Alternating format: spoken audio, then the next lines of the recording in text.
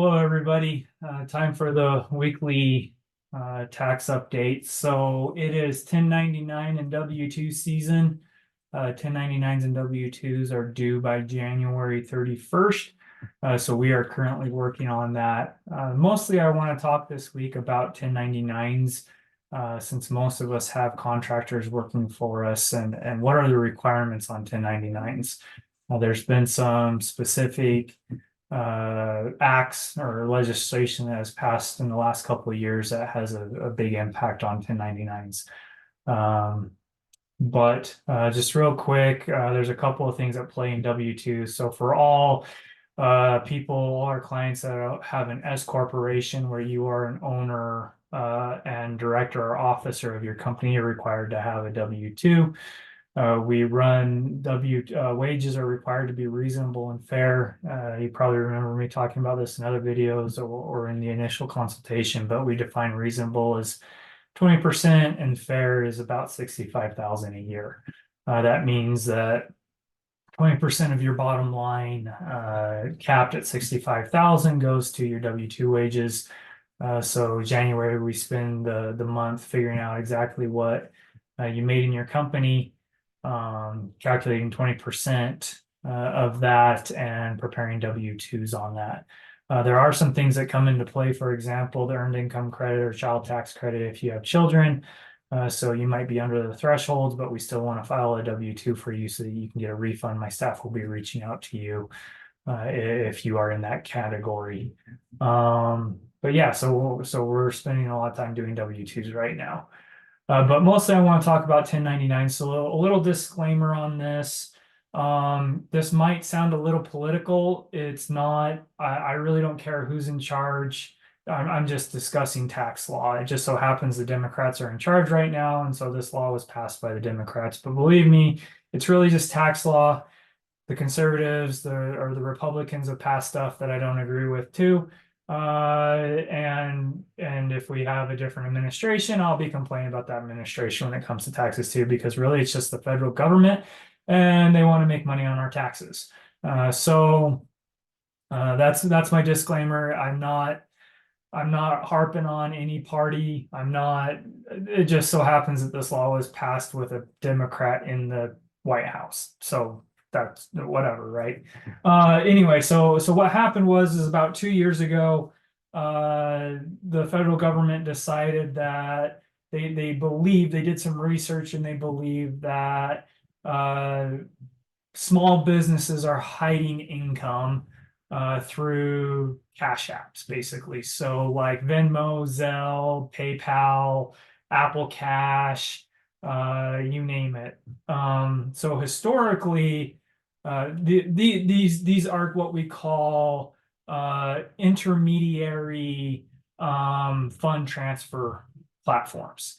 It's this in the eyes of the federal government, it's the same as a credit card processing company or like Square or Wave or QuickBooks payment processors or shopping carts if you have an online retail like Shopify. And so historically, the threshold to be required to file what's called a 1099-K for payment processing was $20,000. And basically the federal government said if you're making less than $20,000 through some sort of payment processor, we find that immaterial and we don't want to waste our time going after it. Well, the federal government did some research and they believe that there's a lot of really small businesses out there, such as like they literally use the examples of like nail salons and hairstylists and lawn care companies that are accepting payments through Venmo, Zelle, these cash apps, and they're making less than $600 a year. And it's not getting reported as income. And somebody did some research and they decided that this was going to be worth billions of dollars in tax revenue for the federal government. So they passed an act 2 years ago saying that they're moving the threshold from $20,000 down to $600, which is the threshold for all other regular contractors. So for example, if you go out and you hire a handyman to come in and do some work and remodel your brick and mortar building, if you paid them $601 or $600 even, you were required to file a 1099 form. And we're going to talk about some of the other rules too, but that was the biggest change, was that they changed credit card processing companies and these intermediary fund transfer platforms, cash apps, to a $600 threshold, the same as the other $600 threshold for other contractors. Well, the IRS every year does a system maintenance shutdown, usually starts about mid-December and goes to about mid-January. Well, this was passed a couple of years ago, and it was supposed to be enacted for 2023's tax season. Well, when the IRS shut down to do their system maintenance and update their system to be able to handle this, they realized that the volume of 1099s that were going to get filed were in probably the trillions.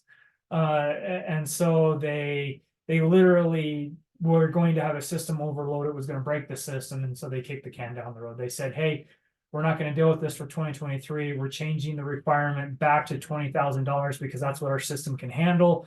And we're kicking the can to 2024. Well, 2024 is here.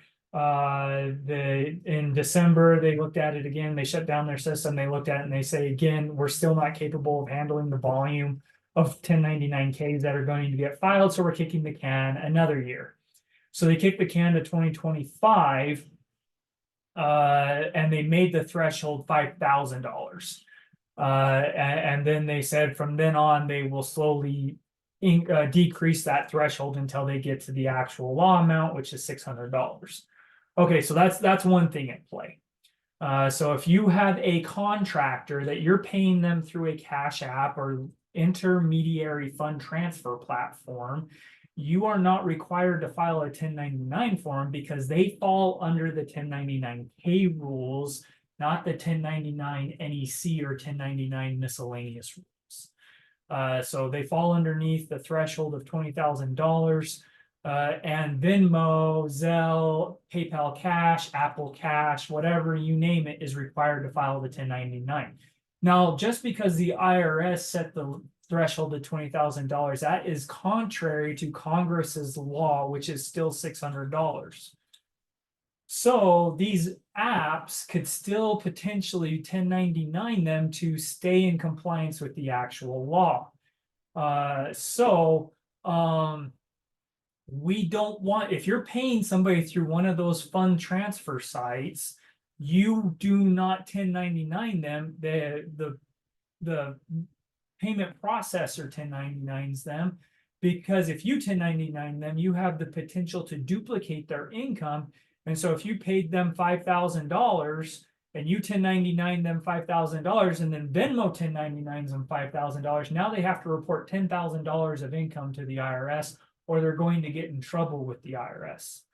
So we don't want to do that. So it's actually risky, and you're going to hurt your contractors if you file a 1099 form. If you pay them their contractor fees through an intermediary fund transfer platform like Venmo. All right, so that's the first thing. So if you pay them that way, we're not 1099 them. We don't want to 1099 them because they fall under a different rule.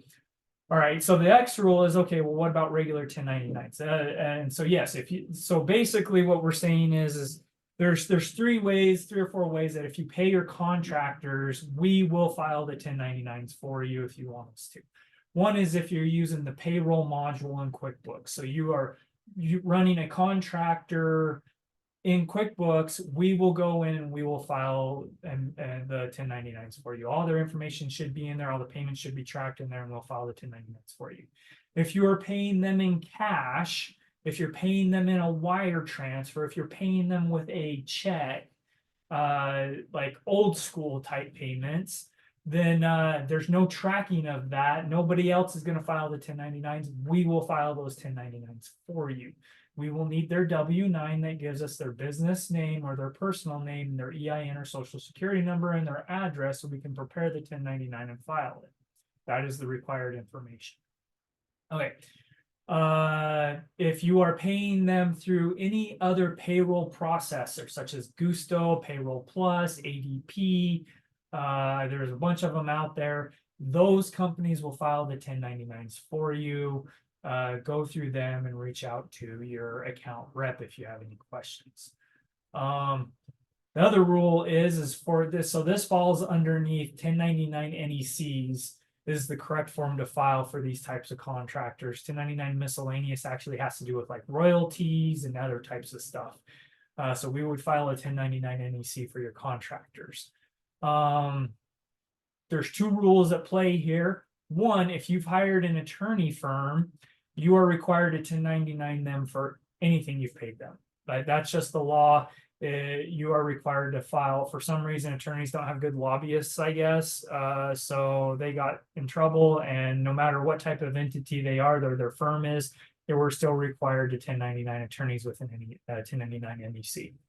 Now, if your contractor files as an S corporation or a C corporation, so that could be an LLC, registered as an LLC with their state elected to be filed as an S corporation or a C corporation, or they could be incorporated with the state and file as an S corporation or C corporation. They are exempt from 1099 reporting unless they're a law office. So if your contractors work for you, if your contractors work for you and they're my clients, we're making them S corps. There's no 1099 filing requirement. If they're not my client, you need to follow up with them, get that W-9 completed, and then we'll know if we need to file a 1099 form, because part of the W-9 states you mark it whether you're an LLC taxed as an S corporation or C corporation, and you mark if you're incorporating. That answers that question, whether you're required to file the 1099 or not. Honestly, last year, I think we probably filed 1099s for maybe 6 clients. Most people don't need 1099s because most clients are paying their contractors through an intermediary fund transfer system. So I just really want to clarify that. Honestly, we don't want to duplicate income for your contractors, so we don't want to file the 1099. There's no requirement for you to file the 1099. There is a little bit of a red flag if you are paying them through some sort of like Venmo or Zelle or whatever. They are supposed to have a contractor account with or a business account with those platforms. That's supposed to be the thing that they do.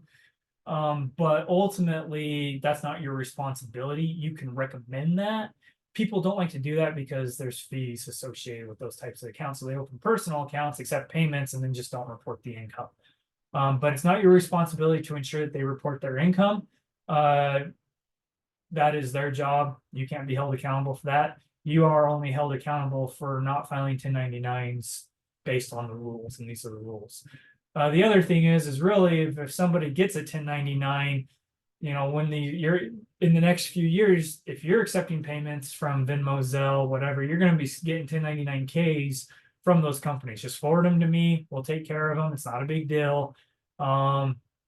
Really, this is a way for the government, in my opinion, a way for the government to chase after chump change. So they're going to waste more money chasing after this than they're going to make.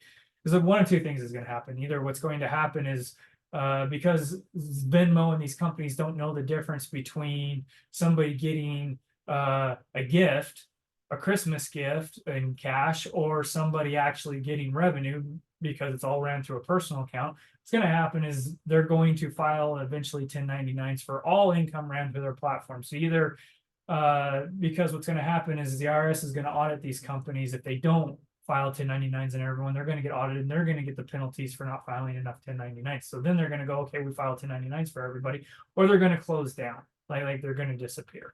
So ultimately, you're probably going to get 1099s for gift income, stuff that's not taxable, reimbursements. You bought gas for somebody and put it in their car, so they reimburse you $50 through your Venmo. That's not taxable. Well, you're probably going to get 1099 for it in the next few years. If that happens, give it to us. We'll take care of it. Not a big deal. To me, this is really a way that's going to end up taxing the poor, because they're the ones that aren't going through a CPA that knows how to handle this correctly. The people that are trying to self-file on TurboTax, they're just going to see if they got 1099. They're not going to know how to report it. And ultimately, they're going to pay tax on stuff that isn't taxable. So that's kind of where this is headed. So if you have contractors that are going to get 1099s that they don't know what to do with, if you're hearing complaints from friends or family, tell them to go to a CPA. And that's really all I can say, is because CPAs, and tax professionals should know how to handle it and report it correctly so that it's not taxable, and or we can turn it into a business and create a tax loss for you so you pay less taxes. Okay, so that's kind of my soapbox for today. I hope this is beneficial. Mostly about 1099 reporting and how most clients aren't required to file 1099s. Okay, if you are in the category where you're using QuickBooks or you pay by direct deposit through your personal account, wire transfer, cash, or check to contractors, send us your information. We'll make sure we get the 1099s filed before January 31st. Have a wonderful day.